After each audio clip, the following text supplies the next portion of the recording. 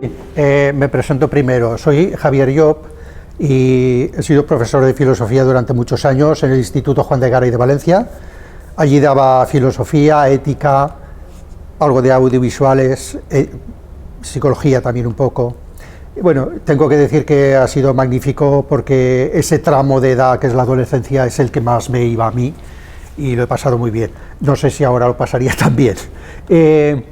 Esto del Faro de la Filosofía surgió porque los mismos participantes de otros cursos, como sobre todo el del nihilismo en la literatura rusa, pues pidieron más, querían saber más de muchos asuntos que tocábamos allí, ¿no? Y bueno, me puse manos a la obra y me parece muy interesante porque el simple hecho de pedirlo ya era muy filosófico, porque si la filosofía es ponerse en camino al saber, la gente se puso en camino pidiendo saber, ¿no? Entonces ya de por sí eso era muy interesante. El título es un poco excesivo a mi modo de ver, en el sentido de que parece prometer que va a iluminar muchas cosas, pero desde luego yo creo que es un elemento muy interesante de nuestra cultura y que permite profundizar en muchos problemas que tenemos pendientes aún. Sí, y además es que has conseguido que el pensamiento filosófico, es decir, el punto esencial de los paradigmas que estamos viendo, paradigmas filosóficos que estamos viendo, ha resultado comprensible. ¿Cuál es la clave de este, digamos, éxito de conseguir que con conceptos abstractos, elevados, que no son nada cercanos, hayas tenido una asistencia al taller numerosa y fiel? Bueno, yo sé, porque me lo han dicho, que hay un elemento, digamos, afectivo que funciona mucho y es que yo pongo pasión en la explicación. Pero a mí lo que me interesaba, primero era detectar un poco el nivel y era también, sobre todo, dar la impresión de que la filosofía no son diferentes relatos que se suceden, diferentes opiniones. Eso me parecía absolutamente catastrófico, por decirlo así. Entonces me interesaba que se viera, como tú has dicho, que en filosofía aparecen una serie de grandes paradigmas que en realidad mantienen siempre la misma problemática, pero que se responden de manera diferente, ¿no? Por eso hablábamos, recordarás allí, de Grecia hasta el cristianismo de la physis, el concepto de physis, luego el concepto de Dios y luego el concepto de sujeto, de yo, ¿no? Sí, porque hemos visto, o sea, esto que acabas de decir es interesante, que a lo largo de la historia del pensamiento filosófico, el paradigma va cambiando porque cambian un poco los problemas, los enfoques, claro, los contextos, pero siempre hay algo que va quedando, ¿no? Que a lo largo del tiempo seguimos teniendo un problema que no se resuelve. Sí, efectivamente, es que siempre se ha dicho que la filosofía plantea problemas más que resolverlos. Por lo tanto, los problemas siempre están ahí. Quizás se podrían resumir en las 4 preguntas kantianas: ¿qué podemos conocer? ¿Qué podemos esperar? ¿Qué debemos hacer? ¿Y qué es el hombre? Se podrían resumir ahí. Y efectivamente esto se va manteniendo siempre, pero hay que decirlo, la filosofía, por decirlo con Heidegger, la filosofía o es metafísica o no es nada.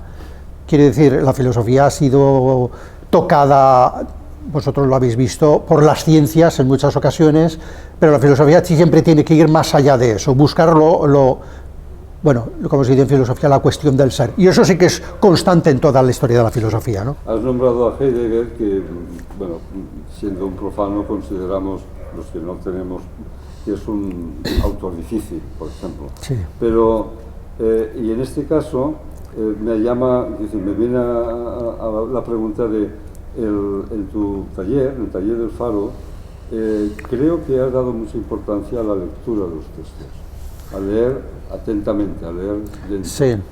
Sí, bueno, me parecía como algo mínimo que después de cada autor tuvierais en vuestras manos una pequeña muestra del texto del autor, ¿no? Y he intentado elegir textos asequibles y también lo que hemos hecho ahí, por supuesto sin exigir su lectura, leerlos en clase. Esto por varias razones. Vamos a ver. Los primeros filósofos griegos contemplaban el universo y la realidad y filosofaban. Después de tantos siglos nosotros no hacemos eso, nosotros acudimos a los textos para intentar encontrar luz ahí. Bueno, Ya visteis que Montaigne decía que leer a los clásicos es como subirse sobre hombros de gigantes, ¿no? Y también Ortega decía que hay que volver a los clásicos, hay que leerlos, pero no para adorarlos, sino para que insuflen luz y en nuestra época también. Es decir, debemos de introducir en ellos nuestra sangre y nuestra problemática. Vamos a ver, Aristóteles dice al principio de la metafísica que todo ser humano ansía saber, tiene deseo de saber, y ahí estaría un poco la raíz de la filosofía. Sin embargo, yo eso lo relaciono también con el mito de la caverna, donde la gran mayoría están dentro de una caverna y tal, y no quiere salir nadie, están muy bien con sus ilusiones. Entonces eso hoy yo creo que es ya planetario, es decir, que vivimos en un mundo, lo sabemos todos, absolutamente dominado, manipulado por los media. Incluso sabemos que el asunto de la verdad se ha deteriorado hasta, bueno, no se sabe cuándo es la verdad, se habla de la posverdad. Entonces, pedir que hoy la filosofía, que no tiene una resonancia especial, aunque salga en periódicos y se hable de esto, pero son modas, como es moda un chocolate que haya salido o algo así. Entonces, pretender que hoy la filosofía ilumine, yo diría lo contrario, la filosofía hoy tiene que ser cosa de pocos. Tiene que ser cosa de pocos. Incluso yo diría que, como decía Junger en una de sus obras, lo que es más interesante es que se llama La emboscadura. Hoy, para intentar salir al paso de todo lo que nos abruma, la única solución es estar emboscado, como los emboscados en el bosque, ¿no?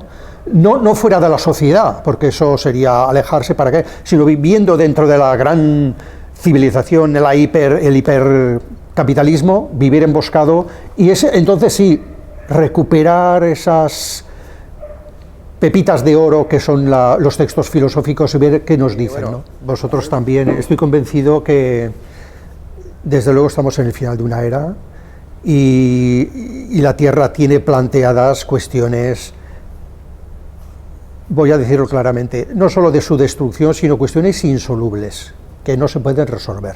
Simplemente recordando lo que está pasando ahora en Doha, la reunión esa son cuestiones que no se pueden resolver. Ya en los años 50, Günther Anders escribió varias obras y una de ellas la tituló La obsolescencia del hombre. Y ahí decía que vivimos en una época oscura, es decir, que todos los mecanismos de nuestras sociedades no solo no los entendemos, sino se escapan de nuestras manos. Ya funcionan absolutamente como un mecanismo que no podemos controlar. Entonces, claro, frente a eso la pregunta, ¿qué hacer? Fíjate lo lejos que queda la famosa tesis de Marx de que los filósofos se han contentado con hablar del mundo, lo que hay que hacer es transformarlo. Después de lo que acabo de decir, ya no podemos transformar nada porque se nos escapa de las manos. Incluso el camino que lleva, que es como un tren acelerado que se va a estrellar, no podemos pararlo. No.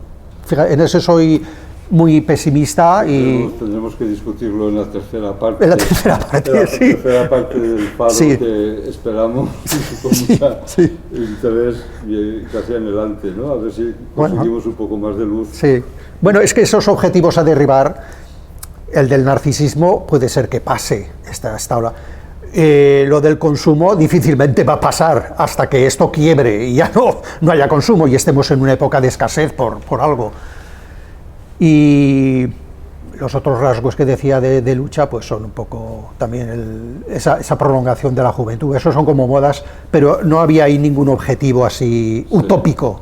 Ya no tenemos ninguna idea que dé fuerza utópica para cambiar las cosas, creo yo, no lo sé. Bueno, y lo veremos en el 3. Bueno, tenemos el placer por lo menos de la lectura atenta y reflexiva. Muy bien, muy bien. Muchas gracias, Javier. Gracias a vosotros.